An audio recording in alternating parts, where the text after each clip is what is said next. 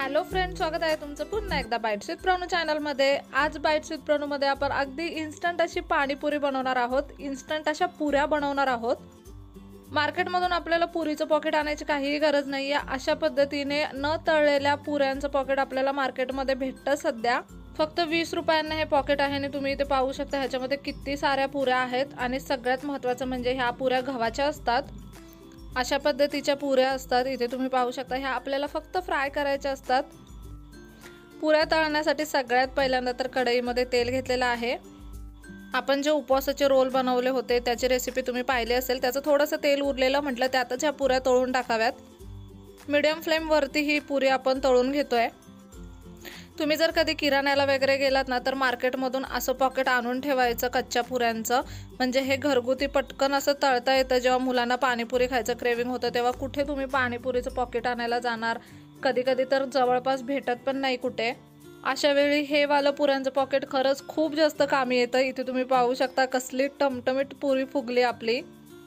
खरंच ह्या पुऱ्यांना खूप छान बनतात। तुम्हाला जर माहित नसेल अजूनपर्यंत तुम्ही कधी ह्या पुऱ्यांचं पॉकेट वापरलं नसेल ना तर डेफिनेटली एकदा आणा, तुम्हाला नक्कीच ह्या पुऱ्या आवडतील। इथे तुम्ही पाहत असालच अगदी टमटमीत अशा ह्या पुऱ्या फुलल्यात। अजिबात कष्ट लागत नाहीत ह्यावाल्या पुऱ्या बनवायला। घरी जर पाणीपुरीचं पाणी बनवलं असेल ना तर तुम्ही फक्त 5 मिनिटांमध्ये पाणीपुरी बनवून खाऊ शकता किंवा मुलांना खायला घालू शकता।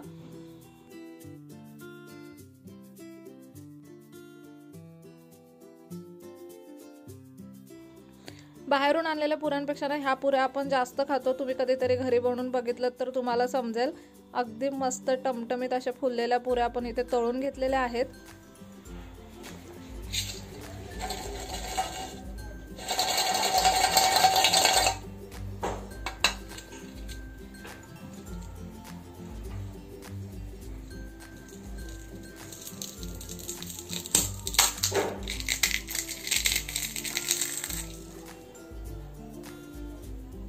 पाहिलत ना किती कुरकुरीत बनल्यात पुऱ्या।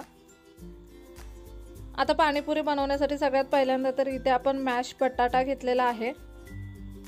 आतला मसाला आपण बनवणार आहोत त्यामध्ये फक्त मी बटाटा टाकते, बारीक चिरलेला कांदा, बारीक चिरलेली कोथिंबीर आणि यात ना मस्त भरभरून 2-3 चमचे चाट मसाला टाकायचा। हा मसाला एकदम भारी लागतो आणि अगदी पटकन बनतो। पाणीपुरीचा मसाला बनवून तयार आहे। आता आपण पुऱ्या फोडून घेऊयात।